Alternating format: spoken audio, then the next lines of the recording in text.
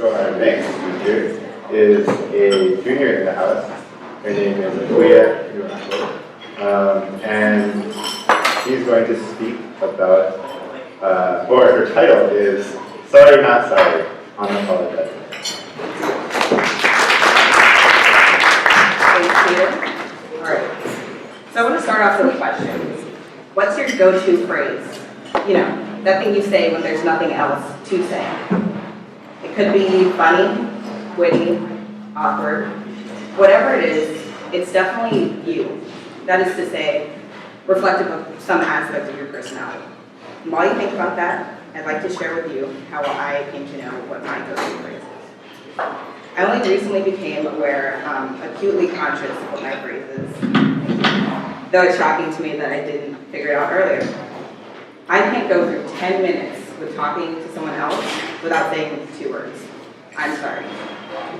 If I went throughout my day and made a list of the many things I say, I'm confident that I'm sorry would appear more often than anything else on that list.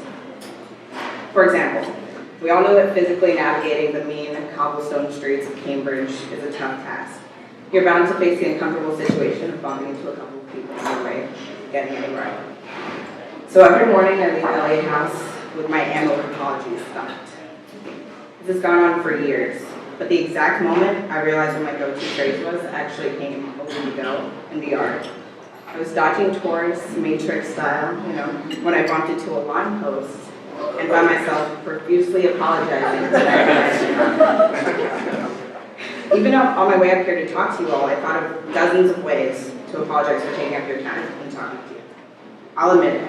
My name is Akua Nuako. I'm a junior here in LA House at Harvard College, and I'm a compulsive apologizer.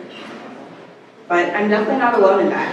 If you take a day to listen to some of your friends, you might realize that a lot of people here share my propensity for apologizing.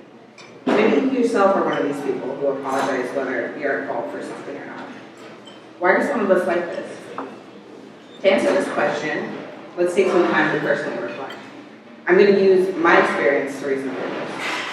In many ways, I feel like us over-apologizers say sorry for existing and daring to have a presence on this campus. Surrounded by such dazzling accomplishment and baffling privilege, we can often feel unworthy of the Harvard student status. After all, I'm just some kid from a city in Tennessee we couldn't find on a map. What am I doing at a college whose walls have seen the work of people who have changed the world that we live in? I know I'm more than capable of succeeding here, but as we all know, it can be exhausting navigating Harvard life, especially if you deviate in any way from the profile of the typical Harvard student, whatever that may be. And when you're trying to figure out what social spaces you occupy here, any confrontations or cultural clashes or missteps you experience when interacting with others can make for more than just a bumpy cobblestone street on your Harvard journey. It can really feel as lonely as a quadded freshman on campus. And with our overwhelming tendency to be self-critical as Harvard students, we explain away these sticky situations and negative feelings by blaming ourselves. Finally, I get to the point of my speech, although I'm not going to apologize for being too late. I believe that we as LA-tites and as Harvard students can really get better at this self-love thing. If you find yourself throwing out sorries as often as selling Fed Plus or money emails get thrown out over Elliot lists, actively try to stop yourself from apologizing to the stop sign you just bumped into. True story. When you do, be sure to tell yourself that you aren't at fault for what happened.